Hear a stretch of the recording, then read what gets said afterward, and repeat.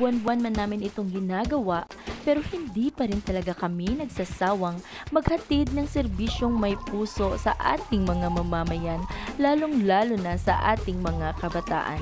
Kita nyo naman, kahit gaano ka-busy sa mga compliances ang mga sarhento at sarhenta natin, hindi pa rin sila mapipigilan sa pagtulong sa atin, sapagkat alam nila na maraming mga kabataan ang mapapasaya sa munting regalong handog ng Police Regional Office 12.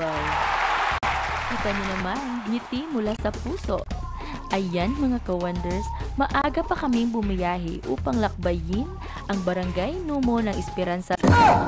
Ayan guys, makikita natin yung area na bibisitahin natin ngayon is part ng bulubunduking area ng Sultan Kudarat. Papunta na kami sa last activity po namin ngayong umaga, which is 2 days po kami nandito. Kahapon nandun kami sa may Barangay Kalawa sa PHU ng Sultan Kudarat Police Provincial Office para i-held yung opening ng Gender and Development and Gender Sensitivity Tree. Kahapon noon, pumunta kami ng barangay poblasyon ng President Quirino, Sultan Kudarat, para naman i-conduct yung Project Juana o yung ugnayan sa barangay in relation to Project Juana, which is yung mga participants po namin doon ay mga kababaihan at mga LGBTQIA ng ating komunidad. Sana all. And then, nakipag-participate na rin din yung mga BPATs ng barangay and other barangay officials. Ngayon, last destination na namin, which is in Barangay Numo, sa Numo Elementary School, para mag-abot naman ng kaalaman at saka konting tulong sa mga estudyante at mga kabata. On travel na kami guys. Ito yung sinasabi ko talaga guys na kami dito sa Police Regional Office 12, inaabot talaga namin yung mga lugar kung saan yung hindi masyado naaabot ng kaya. Nandito kami para ihatid yung tulong ng gobyerno sa ating mga mamamayan. Kung saan lang kami nakakarating. Kasi ang Police Regional Office 12 guys, we always render service with a heart and we are more than our badge. That's all guys, thank you. See you. Welcome to our Oplan Bisita Eskwela I Am Strong program. At ayan na nga, pagdating sa venue ay agad na nagtulungan ang mga tropa pips natin from Regional Community Affairs and Development Division, the PICEDU of Sultan Kudarat Police Provincial Office, kasama rin ang mga tropa pips from Esperanza Municipal Police Station and the 1202nd Mobile Company of RMFB 12. Ayan, kita nyo naman mga ka-wonders, marami kaming mga inihandang regalo para sa ating mga kabataan. And of course, hindi mawawala ang mga Bears of Joy from SM General Santos.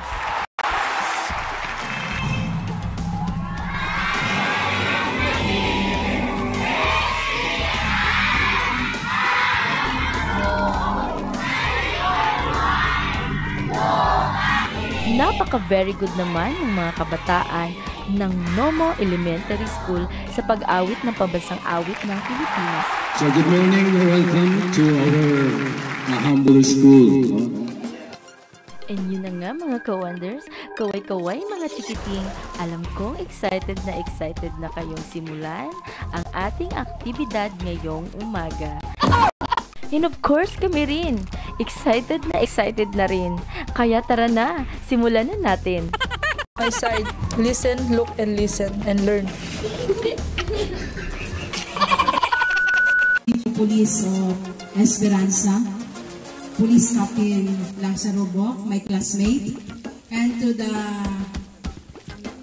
teachers, to the representative from the Regional Community Affairs and Development Division of Police Regional Office 12 na pinadala po ni Police Brigadier General Jemily Lopez Macaraeg, our Regional Director. Ang kapulisan po ng Sultan Kudarat Police Provincial Office sa pamumuno po ng aming Provincial Director, si Police Colonel Christopher M. Bermudez. Sa ating mga Oplan Best Bisita Eskwela I Am Strong is the conduct of school visitation purposely to strengthen police community partnership and sustain the crime prevention efforts and bring positive public perception towards the PNP. It also aims to shape and influence the student to be strong, smart, talented, responsible, obedient, nice, and God-fearing, and to generate active support and participation in the anti-criminality campaign of the PNP. Welcome sa Esperanza. Sa mga teachers, thank you po nandito po kayo sa PNP Oplan Desk natin. Ito ang programa na sinet up ng national headquarters natin. Sa mga bata, buon kita permi para hindi kita magdako kita, hindi kita maintuan sa mga nag-exploit sa aton, hindi kita ma-recruit sa mga NPA. Magdako ninyo, hindi ko mo basta-basta mainto.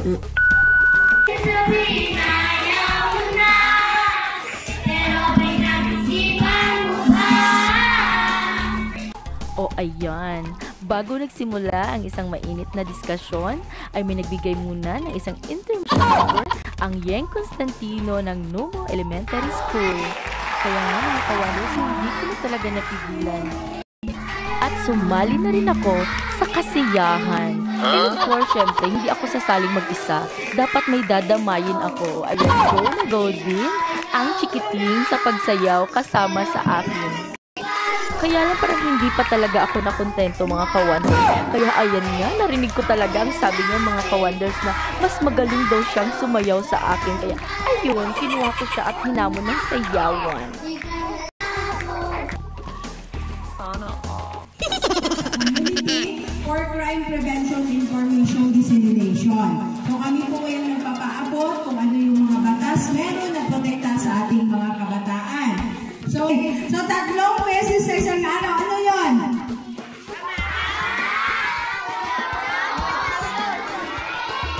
Oh, very good. So meaning, wala kayo na-violate sa inyong ginikanan kaya napakaon ka mo sa tama nga oras. Kunyari, ano yung pangarap mo pagdating ng araw pag makatapos ka na ng pag-aaral? Wow! Yes, very good. Darating ang panahon na magiging tulad ka rin ng iyong yours truly Juana na maging isang pulis.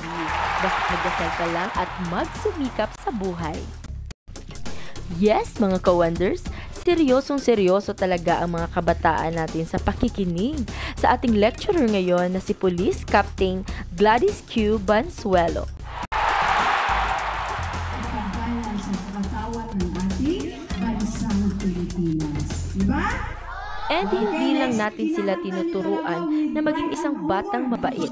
Tinuturuan din natin sila na maging isang batang may galang sa ating watawat.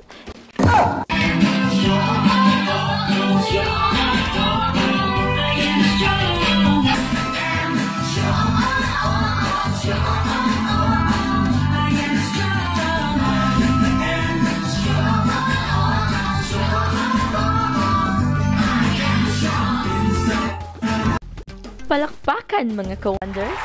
Pagkatapos ng isang mainit na sayawan, ay nakipila na rin tayo para sa bigayan ng staff room. And of course, nakipila rin ako mga ka-wonders, baka sakaling mabigyan. At nais ko lang din pasalamatan ang SM General Santos City dahil napakarami na talaga nilang bata ang napasaya dahil sa kanilang binigay na bears of joy sa ating mga activities. Long life SM sa uulitin!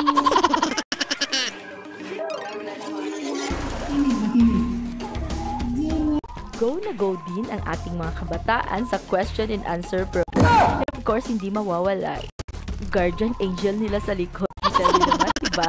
May mga guardian angel tayo na bumubulong-bulong dyan sa mga likod nila.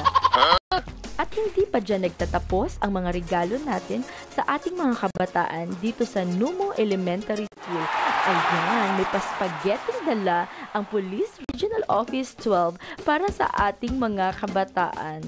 And of course, for your information, lahat po ng aming ipinamimigay ay galing sa approved budget ng aming one and only ever supportive Regional Director, Police Brigadier General Jimmy Lopez Macaraig. And of course, with the of the Provincial Director of SKPPO, none other than Police Colonel Christopher Bermudez, sir. Thank you so much. Sa mga tropa tips din natin mula sa Esperanza Municipal Police Station and sa 1202nd Mobile Force Company ng RMFB 12. Ayan, kita niyo naman. Sinong strong? Yes, strong na strong talaga ang mga kabataan natin dahil sila ay mga batang smart, talented, responsible, obedient, nice, and God-fearing. Happy yarn! We would like to thanks to the faculty and staff of Nomo Elementary School and of course to the Sultan Kudarat Police Provincial Office and to our one and only Regional Director Police Brigadier General Jimili Lopez Macaraig.